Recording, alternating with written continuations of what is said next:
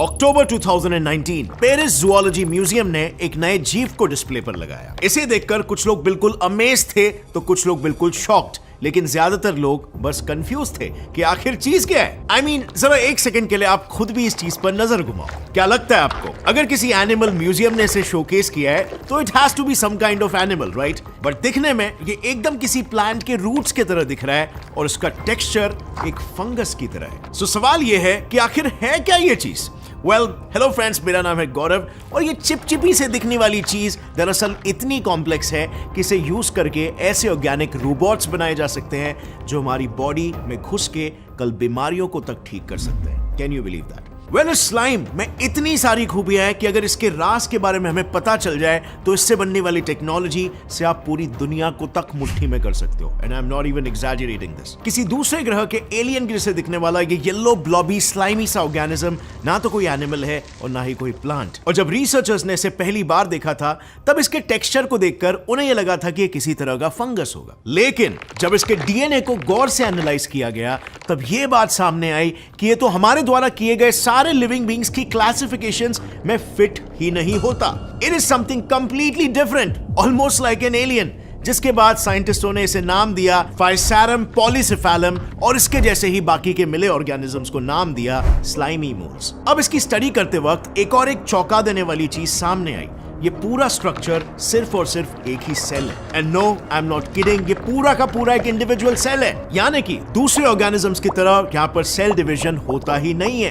पूरे सेल के बजाय यहाँ पर न्यूक्लियस ही आपस में डिवाइड होते रहते हैं, जिसकी वजह से सिर्फ एक सेल होने के बावजूद एक स्लाइम मोल्ड के अंदर 1000 न्यूक्लियाई मौजूद होते हैं। आसान शब्दों में अगर इसे समझे तो पूरे स्ट्रक्चर में कोई भी डिवाइडिंग वॉल ही नहीं होता, दूसरे जानवरों और प्लांट्स के सेल्स में जैसा होता है उनकी तरह। सेल के अंदर का पूरा लिक्विड पूरे स्लाइम मोल्ड के बॉडी के एक तरफ से दूसरे तरफ बड़े आसानी से ट्रैवल कर पाता है। अब इस टाइप के लिविंग स्ट्रक्चर को हम कहते हैं प्लाज्मोडियम और साइंटिस्टों के अनुसार शायद इसी की मदद से ये ऑर्गेनिज्म अपने बॉडी के डिफरेंट पार्ट्स को कंट्रोल भी कर पाता है। अभी एग्जैक्टली कैसे हो रहा है, लेट मी एक्सप्लेन। सो हमारे केस में, हम ह्यूमंस के केस में, हमारे पूरे बॉडी को कंट्रोल करता है एक ऑर्गन, ऑब्वियसली हमारा दिमाग, हमारा ब्रेन। हमारा ब्रेन हमारी पूरी बॉडी के साथ नर्व्स के जरिए कनेक्टेड होता है और हमारे बॉडी का हर हिस्सा इन्हीं नर्व्स तक पहुंचने वाले इलेक्ट्रिक सिग्नल्स के हिसाब से मूव करता है। हमारा ब्रेन ये डिसाइड करता है कि अगर हमें एक जगह से दूसरे जगह चल के जाना हो, फॉर एग्जांपल, तो कौन से मसल्स कितने मूव करने चाहिए। अब ये एक बहुत ही कॉम्प्लेक्स प्रोसेस है जिसे हम आज के तारीख में भी पूरी तरीके से समझने की कोशिश कर रहे हैं, लेकिन ऐसा ही सेम प्रोसेस इस स्लाइम मोल्ड के केस में थोड़ा अलग तरीके से होता है। इस मोल्ड के पास इसका खुद का ब्रेन या कोई भी ब्रेन को रिजेंबल करने वाला पार्ट नहीं है, लेकिन फिर भी ये मूव करता है। एंड माइंड यू,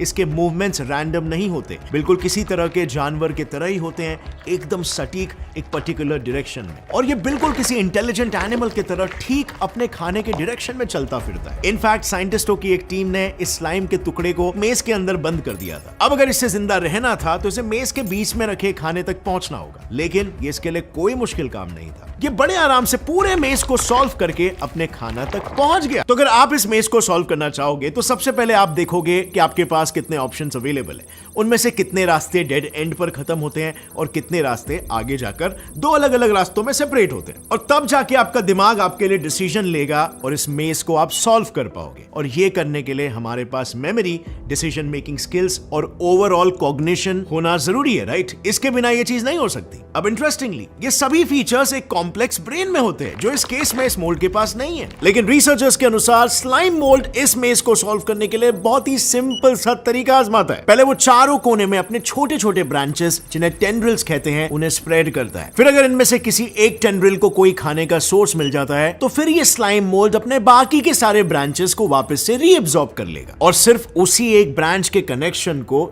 ज्यादा रिकोर्सेस सप्लाई करके और भी ज्यादा स्ट्रॉन्ग बनाएगा। अब यहां तक it sounds kind of simple, right? But सिर्फ इतना ही नहीं। Paris museum of natural history के डायरेक्टर ब्रूनो डेविड का यह कहना है कि अगर ऐसे दो स्लाइम मोल्ड्स एक दूसरे के बगल में रख दिए जाए तो दोनों आपस में एक दूसरे के साथ बात करके एक दूसरे को नॉलेज ट्रांसफर भी कर सकते हैं। वेल, अब आप कहना चाहोगे माइंड ब्लोइंग। आई मीन, पहले तो ये पूरा ऑर्गेनिज्म बस एक सिंगल सेल है, पर ये किसी जानवर की तरह खाने की तरफ मूव कर सकता है, फिर ये चीजों को याद रख सकता है और उसी हिसाब से अपने स्ट्रक्चर को चेंज कर सकता है और फिर उसके बाद ये इंफॉर्मेशन को अपने साथी के साथ कम्युनिकेट भी कर सकता है। अब ये ऑर्गेनिज्म इतना सब कुछ कैसे कर पाता है, इसके ऊपर अभी भी रिसर्चर्स जारी है, लेकिन अगर हमने एक बार इसके वर्किंग को समझ लिया ना, तो बॉस इसके एप्लीकेशंस अलग लेवल पर हो सकते हैं। जस्ट फॉर एग्जांपल, रिसर्चर्स के अनुसार एक स्लाइम मोल्ड मूव करता है फ्लूइड्स को अपने बॉडी में आगे पीछे फ्लो करवा के। इस फ्लूइड के अंदर मौजूद होते हैं कैल्शियम मॉलिक्यूल्स जो सेल मेम्ब्रेन के साथ एक केमिकल रिएक्शन क्रिएट करते हैं, जिसकी वजह से सेल मेम्ब्रेन स्क्वीज होता है। अब अगर आपने कभी पानी से भरे गुब्बारे के साथ अगर खेला होगा तो आपको ये पता होगा कि जब हम उसे एक तरफ से स्क्वीज करते हैं तो वो गुब्बारा दूसरी तरफ से आगे बढ़ता है। वेल, ये स्लाइम मोल्ड्स भी बिल्कुल पानी से भरे इन्हीं गुब्बारों के जैसे होते हैं। अगर हमने स्लाइम मोल्ड्स के मूवमेंट्स को ठीक से समझ लिया तो हम उसे यूज करके ऑर्गेनिक नैनो रोबोट्स बना सकते हैं। ये नैनो रोबोट्स इतने एफिशिएंट होंगे कि अगर किसी हार्ट पेशेंट के आर्टरीज में ब्लॉकेज हो तो उस ब्लॉकेज को इस ऑर्गेनिक नैनो रोबोट की मदद से निकाला जा सकता है, और ऑर्गेनिक होने की वजह से काम खत्म होते ही ये अपने आप ही बॉडी में डिसॉल्व हो जाएंगे और बाहर से देखने वालों को लगेगा मानो कोई ऑपरेशन हुआ ही नहीं। अब अगर देखा जाए तो जापान का ये वॉकिंग जेल शायद इसी टेक्नोलॉजी की तरफ हमारा पहला कदम है, और आगे चल के शायद हम इसी के मदद से दूसरे कई सारे बीमारियों को ट्रीट कर पाएंगे। इसके अलावा अगर रिसर्चर्स स्लाइम मोल्ड्स की पैथ फाइंडिंग एबिलिटी को समझने में कामयाब रहे तो उनको समझ के उनसे मिलने वाले एल्गोरिदम्स को हम ऑटोमेटिक सेल्फ ड्राइविंग कार्स पर भी अप्लाई कर सकते हैं। एनी गेसेस कैसे? वेल, देखो, इतना तो तय है कि फ्यूचर में रास्तों पर टेस्ला कार्स जैसी सेल्फ ड्राइविंग कार्स दिखना बहुत ही आम बात होने वाली है। ये कार्स लाइव मैप्स और जीपीएस लोकेशंस की मदद से एक पॉइंट से दूसरे पॉइंट के बीच सबसे एफिशिएंट रास्ते को ढूंढने की कोशिश करती है, लेकिन ये तरीका हमेशा काम नहीं करता। I mean, in the and ये है तो सिर्फ एक मशीन ही। कभी कभार खराब मौसम, खराब रोड्स और ट्रैफिक की अनप्रेडिक्टेबिलिटी की वजह से ये कार सही डिसीजन नहीं ले पाते। लेकिन अगर इंजीनियर्स ने इनके अंदर स्लाइम मोल्ड की पैथ फाइंडिंग एबिलिटी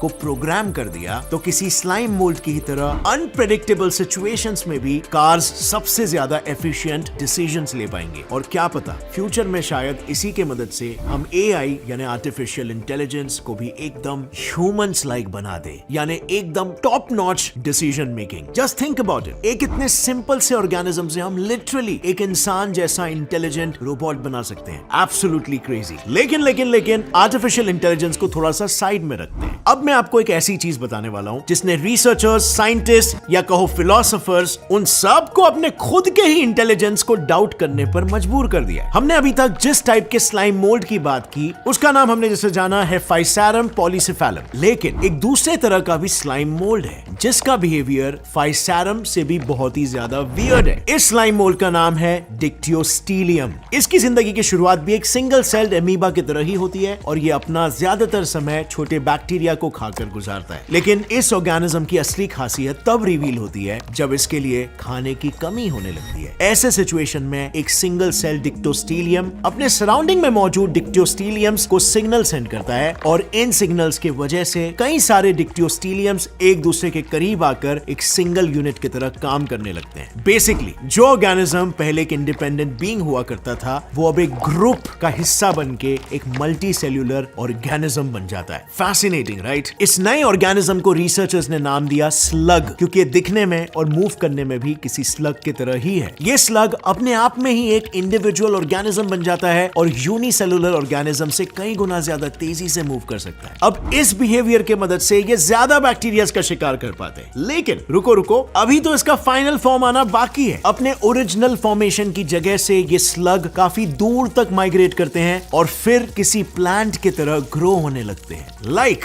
आप ये वीडियो देख लो, जमीन से एक पतला सा स्टेम जैसा स्ट्रक्चर ग्रो होता है जिसके ऊपर किसी फ्रूट की तरह ग्रो होता है स्पोर पाउच। इस पाउच में से इस ऑर्गेनिज्म के अगले जनरेशन के स्पोर्स एटमॉस्फेयर में फैल जाते हैं, जिसके बाद वो किसी दूसरे जगह पर एक बार फिर से अपनी लाइफ साइकिल शुरू कर देता है। अब इस पूरे प्रोसेस में सबसे फैसिनेटिंग बात यह है कि जब ये स्पोर पाउचेस एक स्टेम की मदद से जमीन से ऊपर उठते हैं तब उस स्टेम को बनाने के लिए कई सेल्स अपने आप को सैक्रिफाइस कर देते हैं। इसका मतलब समझ रहे हो, एक ऐसा ऑर्गेनिज्म जो पहले तो एक इंडिविजुअल इंडिपेंडेंट सेल हुआ करता था, वो एक ग्रुप का हिस्सा बनने के बाद फ्यूचर जनरेशंस के सर्वाइवल को इंश्योर करने के लिए लिटरली खुद की जान दे देता है। वेल फ्रेंड्स, इस बिहेवियर को फिलॉसफी के टर्म में कहते हैं ऑल्ट्रुइज्म। और ये behaviour usually highly intelligent animals में ही पाया जाता है, जैसे कि हम इंसान। I mean given a situation, हम इंसान भी तो किसी दूसरे के लिए सैक्रिफाइसेस करते हैं ना, लेकिन ऐसे कॉम्प्लेक्स बिहेवियर को एक सिंगल सेल्ड ऑर्गेनिज्म में ऑब्जर्व करना